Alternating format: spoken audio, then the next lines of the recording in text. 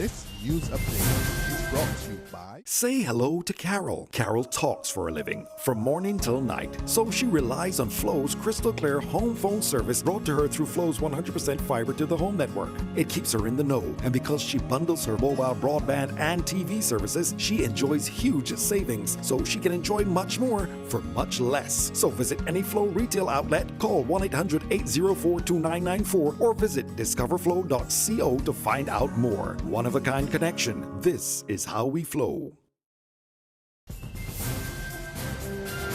It's Wednesday, May the 11th, 2016, and this is your Barbados Today morning news update. I'm Emmanuel Joseph. Thanks for joining us.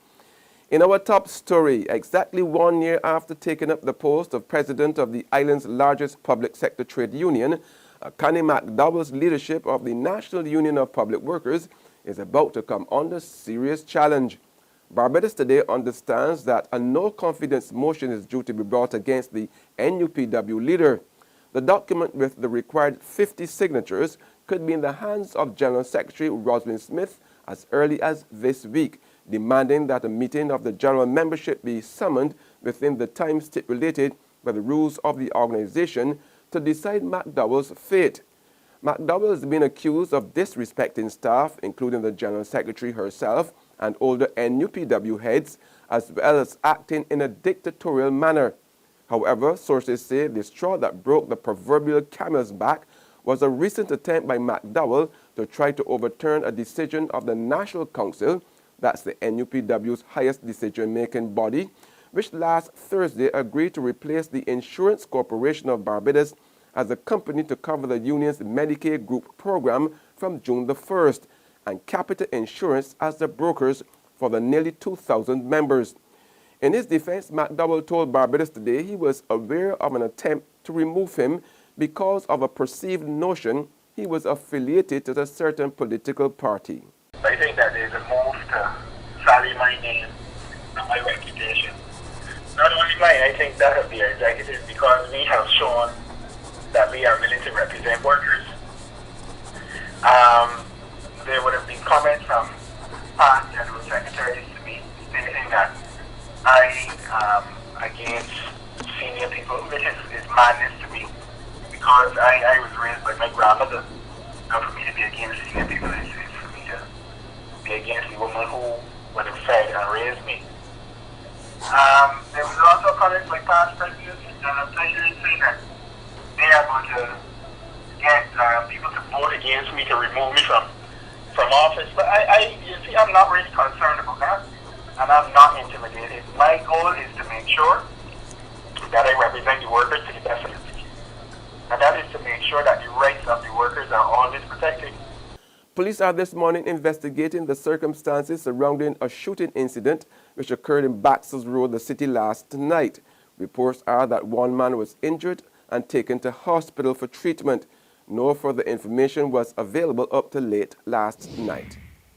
The island's international foreign reserves are in good shape and investment is returning to the island. In his report on the economic performance of Barbados for the first 3 months of this year, Central Bank Governor Dr. Delisle Worrells was pleased with the positive indicators. International reserves at April 30th stood at $938 million, equivalent to 14 weeks of import cover, an increase of $11 million during the winter tourist season. Net private inflows increased by $19 million, largely due to the proceeds from the sale of Banks Holdings Limited to the Brazilian conglomerate Ambev, which yielded $102 million for local shareholders and $68 million for overseas-based shareholders. The proceeds from this sale contributed to an increase for the quarter of $186 million in commercial banks' net foreign assets. Private net investment inflows are estimated at $170 million for the quarter, above the average of $107 million over the past 4 years. The role played by Minister of the Environment, Dr. Dennis Lowe, in the dismissal of close to 200 workers from the National Conservation Commission about 2 years ago came into sharp focus yesterday before the Employment Rights Tribunal. However, General Manager of the state-run NCC, Keith Neblett, was not about to throw his boss under the proverbial bus. He proved to be a very hostile witness during his near 3-hour testimony in the matter brought by the Barbados Workers Union on behalf of 186 retrenched workers. As the matter came up for hearing again yesterday at the Warren's Office Complex, BWU attorney Edmund King sought answers to claims made Monday by retired General Secretary Sir Roy Trotman that the workers who were allowed to stay on were from a particular constituency. Neblett told the tribunal that the 186 workers retrenched didn't come from any one constituency. You have to justify these dismissals to the board. Last in, first out. That's a fact, but if you follow what he said, the information related to the last in, first out, after one would look at all those issues related to the heavens, socio-economic service, so that is a fact. So all the members in this list of persons to be, laid off, fell within that last in, first out? Yes. All, every single one? Every single one. In sports now, Shashank Manohar has resigned as president of the Board of Control for Cricket in India in the lead-up to the elections for an ICC chairman, a post that must now be contested by independent candidates not linked to any country's board. Manohar will not be able to continue as ICC chairman either until the elections because the present post goes to the BCCI nominee to the ICC, which is Manohar. There's regional and international news after this short break.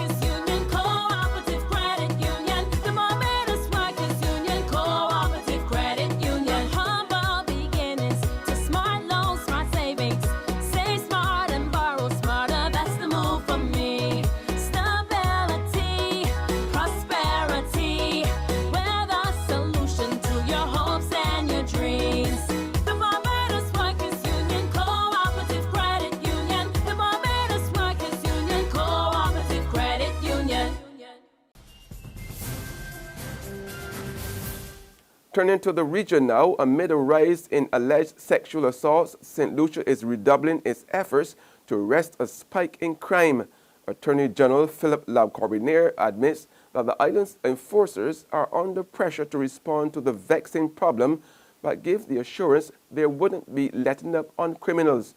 We get more in this report from HTS News Force. According to National Security Minister Philip Lacorbiniere, crime in St. Lucia remains a perennial problem. The readiness of the police force will be pivotal to enforce the law and contain illicit activity. Crime is an ongoing fight. St. Lucia, like the rest of the Caribbean, will over the next few years experience some heightened sense of criminal activity. We just have to be as very proactive as we can, introduce the strategies that work and build on the strategies that work. Stats from the police department confirm a spike in sexual assault cases for 2015. The trend has seemingly steadied in 2016. Last week, an armed man, said to be working with 2 other accomplices, reportedly cornered 2 teen couples on the Derek Walcott Square. The teens were forced to engage in sexual activity before the gunman allegedly raped the young girls. The National Security Minister is addressing the incident, relying heavily on beefed-up city patrols by law enforcement and active forensic testing to hone in on suspects. And that is a social problem that has to be addressed. There's a crime-fighting dimension to the problem. And the police have increased their patrols.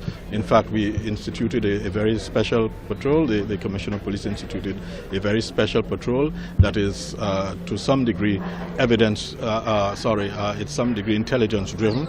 It is trying to ensure that we beef up intelligence. And finally, on the world scene in Brazil, the Senate will vote today on the impeachment of President Dilma Rousseff. The president is accused of illegally manipulating finances to hide a growing public deficit ahead of her re-election in 2014. She will strongly deny the charges and vows to fight her impeachment to the end. Yesterday, hundreds of her supporters set up burning barricades and blocked roads across the country in protests. A simple majority in favor of a full trial will suspend Rousseff for up to 180 days. That's news and sports, but for the very latest, visit our website at www.barbadostoday.bb. Also subscribe to our e-paper, email updates, and like us on Facebook. We are also on Izumi Media in bus terminals or screenplay at supermarkets and gas stations near you, as well as Channel 99 on Flow TV and Mix 96.9 FM. Have a fantastic day.